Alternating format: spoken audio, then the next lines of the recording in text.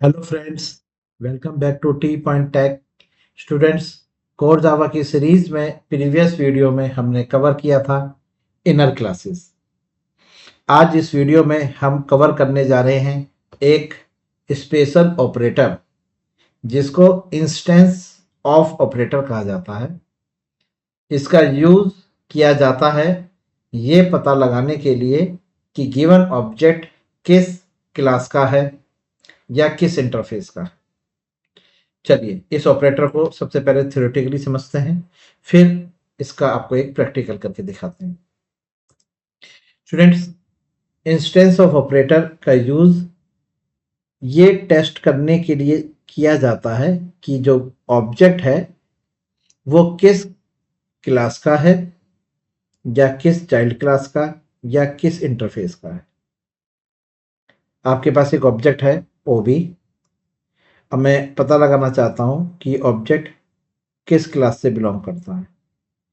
तो आप ऑब्जेक्ट का नाम लिखिए, फिर बीच में यहाँ पर इंस्टेंस ऑफ ऑपरेटर लगाइए और फिर यहाँ पर क्लास का नाम लिखिए। अब ये ऑपरेटर इस ऑब्जेक्ट को चेक करेगा क्या ये ऑब्जेक्ट इस क्लास से बिलोंग करता है। अगर ये बिलोंग करता है तो रिटर्न में आपको मिलेगा ट्रू, और अगर ये बिलोंग नहीं करता तो रिटर्न में मिलेगा आपको फॉल्स। क्लियर है? तो ये एक स्पेशल ऑपरेटर है जिसका यूज किया जाता है। The instance of operator in Java is also known as comparison operator because it compares the instance with the type. It returns either true or false. इसके return type में आपको true and false मिलेगा. If we apply the instance operator with any variable that has null value, it returns false. कहने का मतलब कि अगर ये ऑब्जेक्ट नल है तो रिटर्न टाइप में आपको फॉल्स मिलेगा। ठीक, और अगर ये ऑब्जेक्ट नल नहीं है और ये ऑब्जेक्ट इस क्लास से बिलोंग करता है तो रिटर्न मिलेगा ट्रू, और अगर इस क्लास से बिलोंग नहीं करता तो रिटर्न मिलेगा फॉल्स। यानी फॉल्स दो कंडीशन में मिल सकता है कि अगर ये ऑब्जेक्ट क्लास से बिलोंग नहीं करता या ये ऑब्जेक्ट अपने अंदर नल स्टोर करे हुए है तो आपको फॉल्स रिटर्न करेगा, नहीं तो ये रिटर्न करेगा आपको ट्रू। ओके, चलिए इसका सिंटेक्स मैंने आपको अभी बताया कि सबसे पहले आप ऑब्जेक्ट लिखेंगे, फिर इंस्टेंस ऑफ ऑपरेटर लिखेंगे, फिर आप क्लास का नाम लिखेंगे जिससे आप इसको कंपेयर करना चाह रहे हैं। तो जैसे आपके पास प्लस ऑपरेटर था, माइनस ऑपरेटर है, मल्टीप्लाई ऑपरेटर है, ग्रेटर देन ऑपरेटर है, इक्वल टू ऑपरेटर है, इसी तरह से इस ऑपरेटर का नाम है instance of.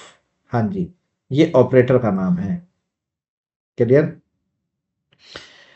Instance of operator का जो यूज किया जाता है उसका जो सबसे हम कहते हैं ऑप्टिमम यूज जो है वो टाइप कास्टिंग के समय किया जाता है।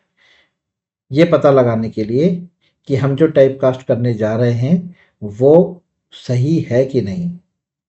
कहने का मतलब कि अगर आप एक ऑब्जेक्ट को टाइप कास्ट कर रहे हैं दूसरे ऑब्जेक्ट में तो पहले ये पता लगा लीजिए कि वो ऑब्जेक्ट गिवन क्लास का है कि नहीं, टाइप कास्टिंग से पहले। ठीक है? दूसरा यूज होता है इंस्टेंस ऑफ ऑपरेटर का पैटर्न मैचिंग में। Pattern matching for instance of is a feature introduced to simplify that type checking and casting. It allows you to both test and cast an object in a single statement. कहने का मतलब ये है कि पहले, आज से पहले, मतलब कि जावा वर्जन 16 से पहले हम पहले टाइप कास्ट करते थे, ठीक है, और फिर चेक करते थे तो वहां पर एक्सेप्शन आने के चांसेस होते थे। अब की बार हम दोनों काम एक साथ कर लेंगे, चेक भी कर लेंगे और हाथों हाथ टाइप कास्ट भी कर लेंगे। क्लियर है? चलिए वन बाय वन हम इंस्टेंस ऑपरेटर के आपको एग्जांपल्स समझाते हैं। सबसे पहले एक सिंपल एग्जांपल कवर करते हैं। देखिए, आपने एक क्लास डिक्लेयर करी एबीसी। Okay, class ABC.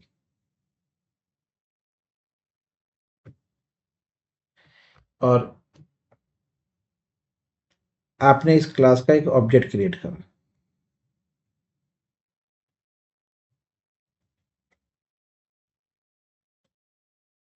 अब आप चेक करना चाहते हैं ये ऑब्जेक्ट एबीसी से बिलोंग करता है कि नहीं।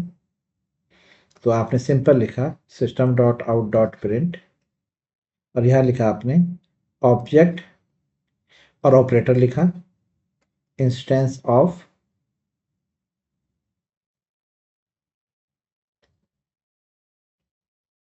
एबीसी।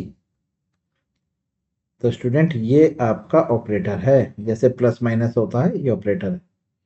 तो यहाँ पर ओबी को आप कंपेयर कर रहे हैं कि क्या वो एबीसी का है। अगर ये एबीसी का है, हाँ जी, तो output will be true, output हमारा ट्रू आएगा। क्लियर। आपने एक दूसरा ऑब्जेक्ट डिक्लेयर करा ओबी ऑब्जेक्ट वन, जिसको इनिशलाइज नहीं किया, सिर्फ डिक्लेयर करके रख लिया। ओके, और आपने इसमें नल स्टोर करा रखा है। अब आप लिखते हैं system dot out dot print object one instance of ABC. हाँ जी, एबीसी का इंस्टेंस तो है लेकिन ये नल है, इसलिए यहां पर आपको रिटर्न में मिलेगा फॉल्स। ये पॉइंट याद रखिएगा कि अगर हमारा ऑब्जेक्ट नल है तो instance of operator false return करेगा। क्लियर, समझ में आ गया। दूसरा एग्जांपल एक देखते हैं इनहेरिटेंस के साथ। देखिए, एक क्लास डिक्लेयर करी आपने एबीसी और एक क्लास डिक्लेयर करी आपने एक्स वाई जेड, जो एक्सटेंड करती है एबीसी। ओके, और यहाँ पे आपने publish static void main declare करा, मेन मेथड। अब इस मेन मेथड के अंदर आपने एक्स वाई जेड का एक ऑब्जेक्ट क्रिएट करा equal to new X Y Z. अब आप चेक करना चाहते हैं क्या एक्स वाई जेड एबीसी का ऑब्जेक्ट है। अब बताइए, एबीसी कौन है, पेरेंट है, तो एबीसी के फीचर एक्स वाई जेड में होंगे। तो अगर आप यहाँ लिखते हैं system dot out dot print और यहाँ लिखते हैं X X instance of X Y Z, तो आपको आउटपुट मिलेगा ट्रू। बिल्कुल सही है। लेकिन अगर आप system dot out dot print x X instance of ABC लिखते हैं तो भी आपको आउटपुट में ट्रू मिलेगा, क्योंकि एक्स एक्स जो है उसके अंदर एबीसी के फीचर्स हैं। ठीक है, तो इस तरह से हम पता लगा सकते हैं कि ऑब्जेक्ट किस किस क्लासेस से बिलोंग करता है। तो हमेशा ध्यान रखिएगा, ऑब्जेक्ट अपनी क्लास से तो बिलोंग करेगा ही करेगा और अपने पेरेंट से भी करेगा। क्लियर, समझ में आ गया, कोई डाउट। चलिए, सबसे पहले इन दोनों एग्जांपल्स को कवर करके देखते हैं जो अभी हमने यहाँ डिस्कस की है। देखिएगा, एक क्लास डिक्लेयर करी आपने एबीसी और एक क्लास आपने डिक्लेयर करी एक्स वाई। ओके, और एक्स वाई जेड के आगे आपने लिखा एक्सटेंड्स एबीसी। ओके, तो एबीसी जो है वो आपकी पेरेंट है एक्स वाई जेड की। अब आपने यहाँ पर एक्स वाई जेड का एक ऑब्जेक्ट क्रिएट करा और यहाँ लिखा आपने पैस out system dot out dot print line X X instance of X Y Z. क्या एक्स एक्स हमारा इंस्टेंस है एक्स वाई जेड का, तो आंसर आएगा ट्रू, क्योंकि एक्स एक्स जो है वो ऑब्जेक्ट है एक्स वाई जेड का। ठीक, इसी तरह से आपने यहाँ लिखा S out x X instance of ABC, अब चेक करिए क्या एक्स इंस्टेंस है, बिल्कुल, क्योंकि वो एबीसी का चाइल्ड है तो उसके अंदर एबीसी के भी फीचर्स हैं। तो देखिए यहाँ भी आपको ये ट्रू देगा। क्लियर है, कोई डाउट? लेकिन अगर आप यहाँ पर एबीसी का ऑब्जेक्ट बनाएं, ओके, और यहाँ लिखें S out A instance of ABC, answer क्या आएगा? ट्रू। फिर आपने लिखा S out A instance of X Y Z, okay. अब आप यहाँ पर पेरेंट के ऑब्जेक्ट को चेक कर रहे हैं कि क्या वो चाइल्ड का है, देखिए फॉल्स। ठीक है, क्लियर है? पेरेंट का ऑब्जेक्ट जो है उसके पास चाइल्ड के फीचर्स नहीं है, वो चाइल्ड का ऑब्जेक्ट नहीं है, तो यहाँ पर क्या आ रहा है? फॉल्स। यहाँ पर आपको फॉल्स मिलेगा, ये आपको ट्रू देगा। क्लियर, समझ में आया? चलिए, आपने एक एक्स वाई जेड का ऑब्जेक्ट डिक्लेयर किया, क्लास एक्स वाई जेड का ऑब्जेक्ट, जिसको आपने इनिशियली नल रख लिया। अब आप यहाँ पे चेक कर रहे हैं क्या object instance of X Y Z, ठीक है, तो यहाँ पर आपको मिलने वाला है फॉल्स। क्यों? कि ऑब्जेक्ट अभी इनिशियलाइज नहीं हुआ है, ये केवल डिक्लेयर्ड है, इसके पास अभी किसी का रेफरेंस नहीं है, तो देखिए आपको यहाँ पर फॉल्स मिलेगा। ये ध्यान रखिएगा, अगर ऑब्जेक्ट नल है तो आपको इंस्टेंस ऑफ ऑपरेटर रिटर्न में फॉल्स देगा। कोई डाउट? समझ में आ गया? चलिए, अब आपको टाइप कास्ट वाला करके दिखाते हैं, टाइप कास्टिंग के साथ। देखिएगा, आपने एबीसी का ऑब्जेक्ट जो है, एबीसी का ऑब्जेक्ट, ऊपर वाले जितने भी हैं इनको एक बार हम क्लोज कर लेते हैं, ठीक है। एबीसी का ऑब्जेक्ट है ए जो आप चाइल्ड क्लास के थ्रू इनिशिएट करते हैं, ठीक है। देखिए, चाइल्ड क्लास एबीसी का ऑब्जेक्ट रिटर्न कर रहा है। क्लियर है? अब आपने यहां पर एबीसी का एक दूसरा ऑब्जेक्ट बनाया, ये 1 था, और यहां पर आपने ए1 को स्टोर करा लिया, ठीक है। अब ए1 जो है वो आपका एक्स वाई जेड से बन के आया है, और यहाँ पर फिर आप उसको ए टू में स्टोर करा रहे हैं, यानी कि ए टू के पास जो रेफरेंस है वो ए1 का है, और ए1 जो रेफरेंस ले रहा है वो चाइल्ड का ले रहा है। चाइल्ड अपना पेरेंट रिटर्न कर सकता है, इसको हम बोलते हैं अपकास्टिंग। अब आप यहाँ पर चेक करिए, इफ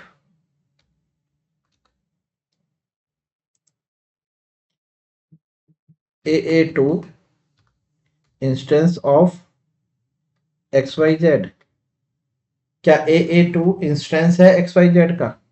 अगर ये कंडीशन ट्रू है तो ये आपके इन मेंबर्स को एक्सेस करके दिखा है। तो देखिए, मैंने क्लास एबीसी में एक इंटीजर वेरिएबल ले रखा है ए, जिसकी वैल्यू है 400, और एक्स वाई जेड में ले रखा है एक इंटीजर वेरिएबल एक्स, जिसकी वैल्यू है 5। ओके, दोनों क्लासेस में एक एक ऑब्जेक्ट ले रखे हैं। अब मैंने यहाँ पे चेक कराया क्या ए टू इंस्टेंस है एक्स वाई जेड का, बताइए। कंडीशन है ट्रू, यस, तो एस आउट। अब आप यहाँ पर टाइप कास्ट कर सकते हैं, ठीक है। पहले आपने चेक कर लिया, चेक करने के बाद आप टाइप कास्ट कर लीजिए, ठीक है, तो एक्सेप्शन नहीं आएगी। तो आपने यहाँ लिखा कि टाइप कास्टिंग आप कर रहे हैं, तो आपने यहाँ पर जो ए टू है, यानी कि जो पेरेंट वाला ऑब्जेक्ट है ए टू, देखिए इसको आपने ये टाइप कास्ट करा एक्स वाई जेड पे। क्लियर है? टाइप कास्ट हो गया, ये ब्रैकेट रख लीजिए एक इसके आगे, और अब आपने यहाँ पर डॉट एक्स कॉल कर लीजिए। यहाँ पर आप एक्स वाई जेड का ए कॉल कर रहे हैं, किसका? एक्स वाई जेड का।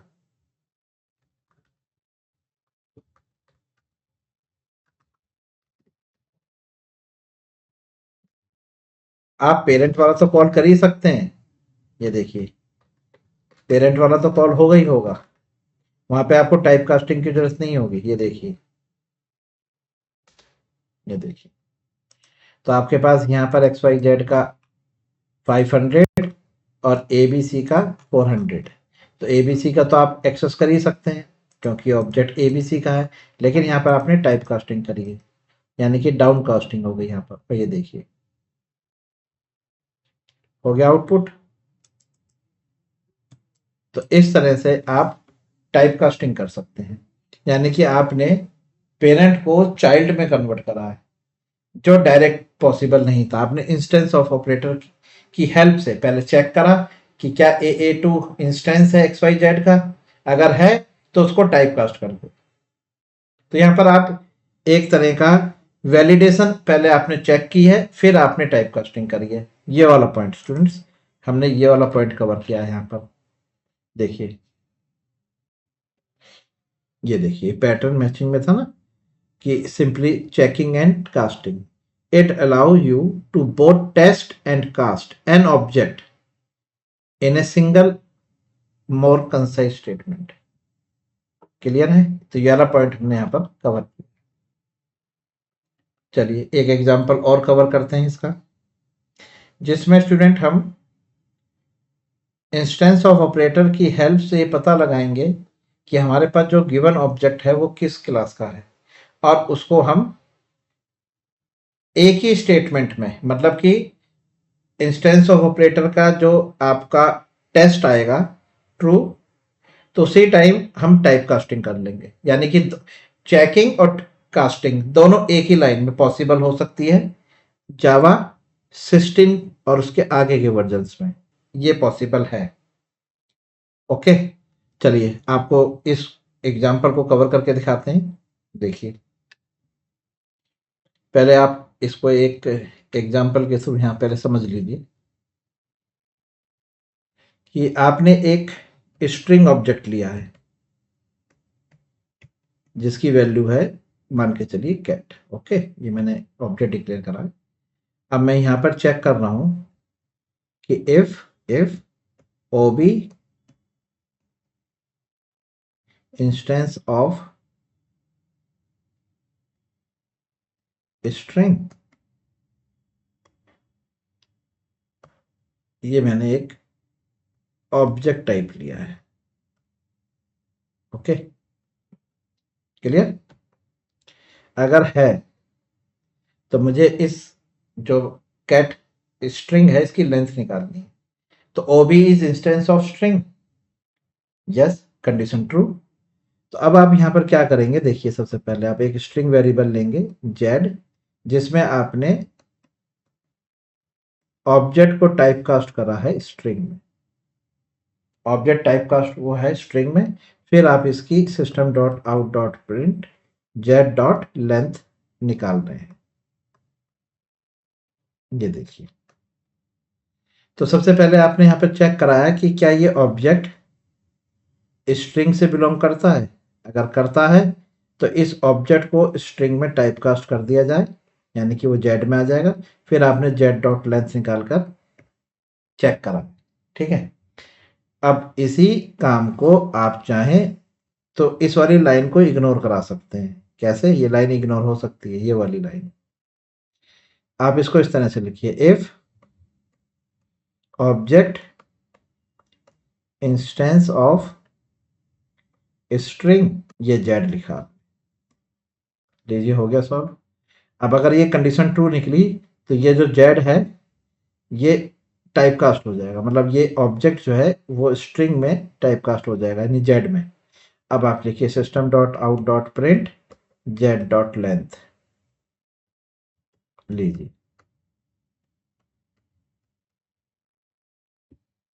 क्लियर है? समझ में आया? तो यहां पर आपने इस वाली स्टेटमेंट को इग्नोर कर दिया।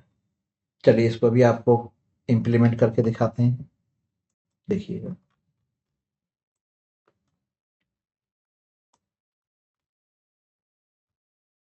आपके पास एक ऑब्जेक्ट है जिसमें आपने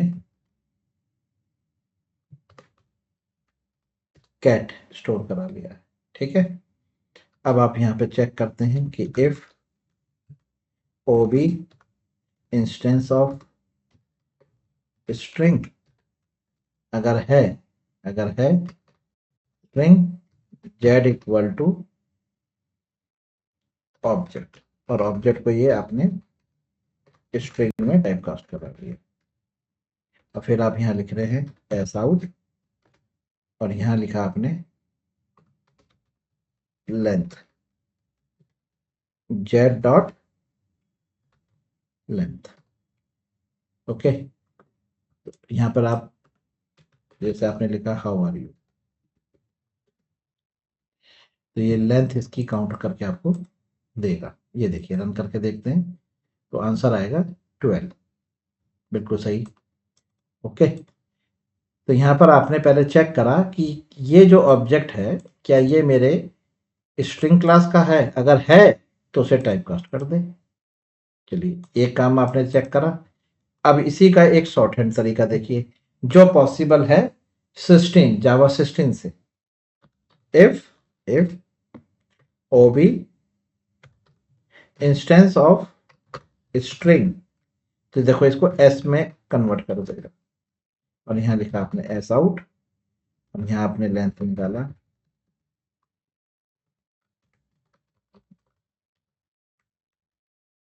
एस डॉट लेंथ।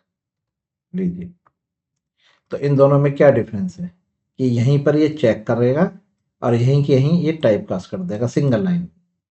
ये देखिए क्लियर है। इस तरह से आप इंस्टेंस ऑफ ऑपरेटर का यूज कर सकते हैं checking including type casting. Clear, कोई डाउट? एक दूसरा एग्जांपल एक और कवर करते हैं जिसमें हम मल्टीपल टाइप के ऑब्जेक्ट रखते हैं एक एरे में और फिर चेक कराते हैं। ये एग्जांपल आपको समझ में आया? इसी तरह का एक एग्जांपल और कवर करते हैं। ये देखिए मैंने एक ऑब्जेक्ट एरे डिक्लेयर करी है, ये देखिए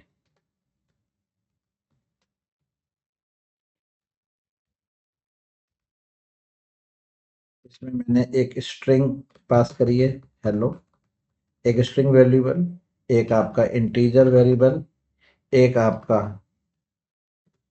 डबल वेरिएबल हो गया, एक आपका बुलियन वेरिएबल हो गया। ओके, चलिए अब मैंने एक फॉर लूप लगाया और मैं चेक करना चाहता हूं कि ये जो मेरे पास ऑब्जेक्ट एरे है इसमें जो एलिमेंट्स हैं वो किस किस क्लास से बिलोंग करते हैं।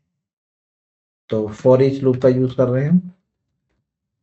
ये देखिए ये एक एक ऑब्जेक्ट मेरे को मिलता जाएगा इस ओ में जो मैं इस ऑब्जेक्ट एरे से फेच कर रहा हूँ, और यहाँ पर मैंने एक फंक्शन कॉल करा डिस्प्ले जिसमें मैंने ये ऑब्जेक्ट पास कर दिया। मान के चलिए ये ऑब्जेक्ट एरे है, ठीक। तो इस ऑब्जेक्ट एरे से मैं इस ऑब्जेक्ट में वैल्यू गेट कर रहा हूँ और डिस्प्ले में पास कर रहा हूँ। ठीक है, ये डिस्प्ले फंक्शन है हमारा। एक फंक्शन डिक्लेयर करते हैं पब्लिक स्टैटिक वॉइड डिस्प्ले जो रिसीव कर रहा है ऑब्जेक्ट वैल्यू। अब आपने यहां पर लिखा इफ जो आपने ऑब्जेक्ट रिसीव करा है अगर ये इंस्टेंस है स्ट्रिंग का, ओके, तो एस आउट यहां प्रिंट करा दीजिए स्ट्रिंग एस। देखिए तो ये ऑब्जेक्ट जो हमने रिसीव करा है ये इंस्टेंस ऑफ स्ट्रिंग एस में कन्वर्ट हो जाएगा। अगर ये कंडीशन ट्रू निकलेगी तो ये कन्वर्ट हो जाएगा स्ट्रिंग में और आपने उसको प्रिंट करा लिया। ठीक, एल्स इफ अगर ऐसा नहीं हुआ तो हमने दूसरी कंडीशन में लगा के चेक करा क्या ऑब्जेक्ट मेरा इंस्टेंस है इंटीजर टाइप का, इंटीजर आई में लिया। ओके, और यहाँ लिखा एस आउट ये इंटीजर वैल्यू हमने यहाँ पे आई में ले लिया। देखो तो हमें यहाँ पे टाइप कास्टिंग की जरूरत नहीं पड़ रही। अगर आप ये जावा 16 से पहले के वर्जन में रखेंगे तो ये जो टाइप कास्टिंग आप यहाँ कर रहे हैं ये आपको अलग से इस बॉडी में करनी होती है। ये यहाँ पर चेकिंग विद टाइप कास्टिंग हो रही है, including type casting. Else if फिर आपने चेक करा है कि आपके पास जो ऑब्जेक्ट है वो इंस्टेंस है डबल का, अगर है तो उसको टाइप कास्ट कर दे डबल में, और ये आपने डबल वैल्यू प्रिंट कर दी। ओके। एल्स एल्स इफ अगर आपका ऑब्जेक्ट इंस्टेंस है बुलियन का, अब मान के चलिए आप पुराने वर्जन में काम कर रहे हैं, ठीक है, तो आपको देखो यहाँ से लिखना पड़ता फिर boolean bn equal to boolean, और फिर आप यहाँ पर ऑब्जेक्ट लिखते हैं इस तरह से। ये वाली लाइन आपको लिखनी होती है एक एक्स्ट्रा। फिर आप यहाँ पर प्रिंट कराते S out Boolean value bn, इस तरह से आपको लिखना होता।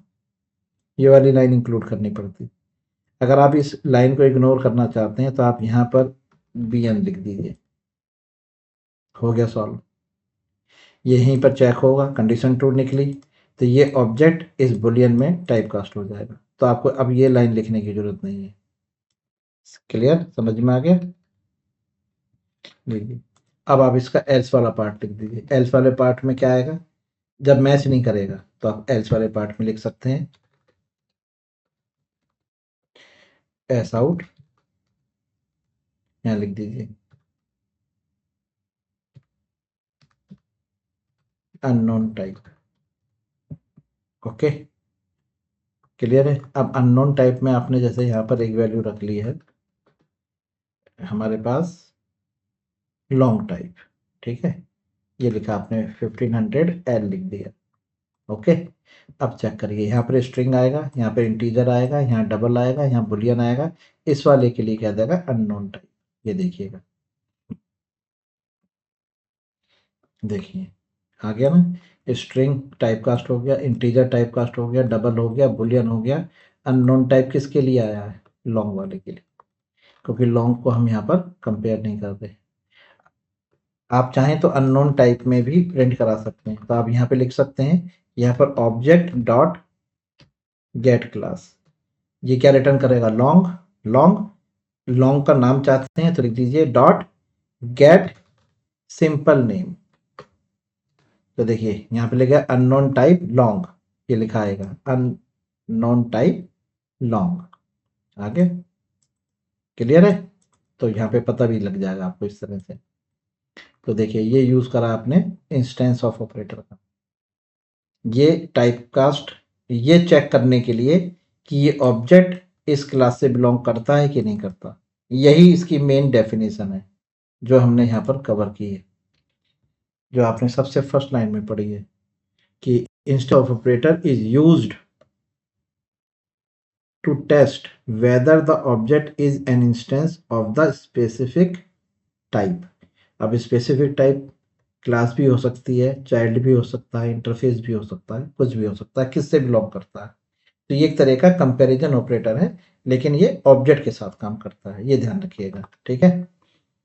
चलिए स्टूडेंट्स, ये जो आपने एग्जांपल अभी आपने चेक किया, इसको आप एक तरीके से और बना सकते हो, इससे भी छोटा शॉर्ट हैंड है। आप इसको स्विच केस से भी बना सकते हो। देखिए मैं इसी प्रोग्राम को, ये डिस्प्ले आपने बनाया है, ठीक है, एक काम करते हैं, इसको आपको स्विच के थ्रू भी करके दिखाते हैं। ये लीजिए, आपने फिर इस लूप को एक बार दोबारा एग्जीक्यूट कराया और आपने यहाँ पर डिस्प्ले फंक्शन की जगह फंक्शन का नाम रख दिया शो और ऑब्जेक्ट पास किया है, ठीक है। ये लीजिए, ये मैंने फंक्शन बनाया पब्लिक स्टैटिक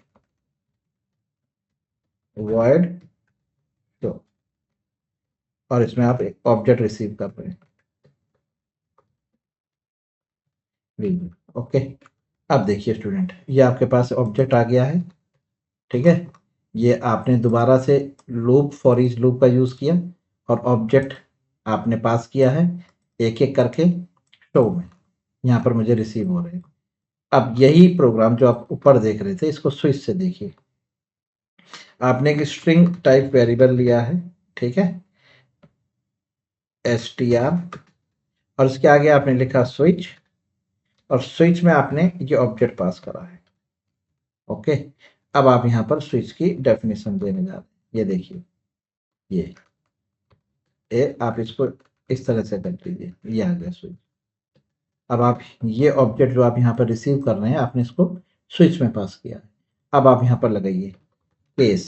सबसे पहले आप स्ट्रिंग के साथ लीजिए, तो यहाँ पे टाइप कास्टिंग करेगा स्ट्रिंग एस। ओके, और लगाइए एरो ऑपरेटर। यहाँ पर ये लैम्डा का यूज करेंगे स्विच में, ठीक है। तो स्विच की जो रिटर्न टाइप होगा, ठीक है, वो आपको रिजल्ट में मिल जाएगा। अब आपने यहाँ पे लगाया और इसमें पास करा स्ट्रिंग, और इसकी आपने डॉट क्या निकालना चाहते हैं आप, इसकी लेंथ निकालना चाहते हैं, तो लीजिए यहाँ पर, या आप सीधा स्ट्रिंग ही प्रिंट करा लीजिए, ऐसा आपने प्रिंट करा लिया, ठीक है। ये टाइप कास्ट हो जाएगा ऑब्जेक्ट आपका। स्विच ऑब्जेक्ट आपने पास किया है, ठीक है, कोई दिक्कत नहीं। अब आपने केस 2 रखा, ये आया आपके पास इंटीजर आई, एरो ऑपरेटर, और ये आपने इसके अंदर लगाया इंटीजर आई, ये आई में टाइप कास्ट हो गया। फिर आपने लिखा केस डबल डी, डबल, ये आपने डी प्रिंट किया। फिर केस बना आपका बुलियन बी एन, ये आपने बुलियन वैल्यू प्रिंट करा ली बी एन। फिर आपने लिया डिफॉल्ट, जब मैच नहीं होता तो डिफॉल्ट में आता, डिफॉल्ट में आपने लिखा अननोन टाइप, अननोन, और इसमें आपने लिखा object dot gate class dot gate simple name, ये लीजिए, हो गया। और यहाँ से आपको जो रिटर्न टाइप स्ट्रिंग में यहाँ पे रिजल्ट, मतलब इस स्विच का जो रिजल्ट है वो इस str में मिलेगा। इसमें से जो भी रिटर्न होगा वो इस str में आएगा। अब str को आप यहाँ पे प्रिंट करा के देखिए, ये देखिए str। अब अगर यहाँ पर पहली बार जो ऑब्जेक्ट आएगा वो आएगा हेलो, तो ये स्ट्रिंग में टाइप कास्ट होगा और ये रिटर्न कर देगा इसको। ये रिटर्न टाइप आपको किस में मिल रही है, तो ये लैम्डा है, ये लैम्डा एक्सप्रेशंस का यूज कर रहे होते हैं, ये फंक्शन बना है लैम्डा फंक्शन, और इसकी रिटर्न टाइप मतलब ये रिटर्न टाइप है जो इस लैम्डा ने रिटर्न करा है इस str में जो प्रिंट हुआ। क्लियर। अब आप चेक करके देखिए, सेम आउटपुट आपको मिलेगा स्विच स्टेटमेंट के थ्रू, ये देखिए, देखा स्टूडेंट्स। तो आप यहाँ पर इफ एल्स का भी यूज़ कर सकते हैं, ये जैसे आप चेक कर रहे हैं। अगर इफ एल्स का यूज़ नहीं करना चाहते तो आप इस तरह से स्विच का भी यूज़ कर सकते हैं, ठीक है। तो ये देखिए यहाँ पे टाइप कास्टिंग अपने आप हो जाएगी, ये ध्यान रखिएगा, बिना इंस्टेंस ऑफ ऑपरेटर के यूज़ कर सकते हैं। Clear students. चलिए, तो स्टूडेंट्स ये था हमारे पास इंस्टेंस ऑफ ऑपरेटर जो हमने कवर किया। अगर ये वीडियो, ये एग्जांपल्स आपको समझ में आए तो इस वीडियो को अपने फ्रेंड्स के साथ भी शेयर करिए, लाइक करिए और कमेंट्स करिए। और अगर आप हमारे चैनल पर नए हैं तो प्लीज़ हमारे चैनल को सब्सक्राइब करिए। Thank you very much. Good bye.